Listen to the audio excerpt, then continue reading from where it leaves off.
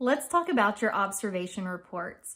As you go into your observation placement into the classroom, you're going to want to pretend that you are a scientist, and you're going to want to observe everything that is happening inside the classroom and make an observation report.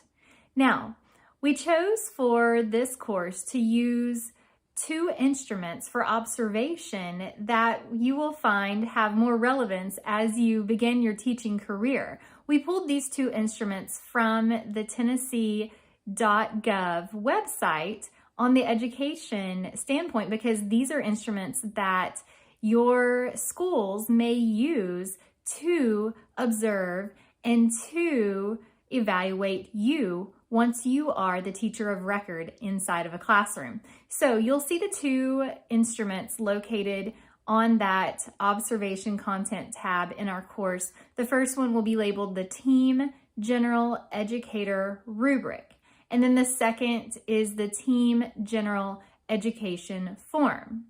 So let me talk first about the Team General Educator form. What you're going to want to do for this course is you're going to want to pull this document up, and then you're actually going to need to download it onto your computer so that you can go into the document and add your own words and add your own report using this format. This gives us an idea of what you will be later evaluated on as you enter your own classroom. And so it gives you an opportunity to use this instrument, this tool, to evaluate the teacher that you will be observing this semester.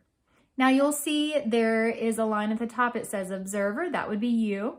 And then teacher observed, that would be the name of the teacher that you are currently observing. Your visits should be announced because you will be scheduling those with the teacher. It will not be a surprise. And then the school name is the school that you are observing. And then the observation number, you could use that line to in fact keep track of the order of your observations. Remember, we're doing 20 hours of observation, so each observation that you complete can be listed in order using observation number. The date will be the date that you're at the school, and the time will also help us log the hours of your observation. The next form on the instrument has two boxes side by side. The first box says designing and planning instruction, and then it has a column for observer score and then a column for self-score. As you are observed as a teacher, you will be able to give your own self-score in that second column. So we'll leave that blank because you will only be observing the teacher and you will not be asking them to self-score. They'll do that later for their own observations with their own administrators. And so you will be logging an observer score in the observer column all the way down through, and then you see the different criteria: instructional plan, student work, assessment. It may not be applicable for your observation, especially if you're going to do a shorter observation. You may not be able to complete and fill out every single box, and that's okay. Different times that you observe, different parts of the lesson, different parts of the classroom environment might stand out to you. So don't feel that you need to complete and put a score for every single box. But just note the ones, maybe the ones that we are studying in our course content and our class discussions may be more relevant. And then as we progress throughout the semester, you may feel more comfortable looking at other ones that we may not be covering in this course, but may also spark your interest. On the other side, the other column says reinforcement objective, and it gives an indicator line and then a section for notes. And then as we scroll on through, the next page has a big block for observer reflection. And you'll note that it does say optional. This is going to help guide us into that observation reflection essay that we complete at the end of the 20 hours. Of course, you would leave the teacher reflection on observation blank because you're not going to ask the teacher to complete this form. And then, of course, yours would be the observer signature. Leave the teacher signature blank. You do not need to share your observations with the mentor teacher. at this time. And so these are purely for your learning, your enhancement in the course. And so you do not need to involve the teacher and get a teacher signature on this page at all. So let's go and let's talk about the other instrument that will play into what we can label on this instrument. And so you'll open up the Team General Educator rubric, and you'll see that this rubric has different criteria, standards and objectives, motivating students, presenting instructional content.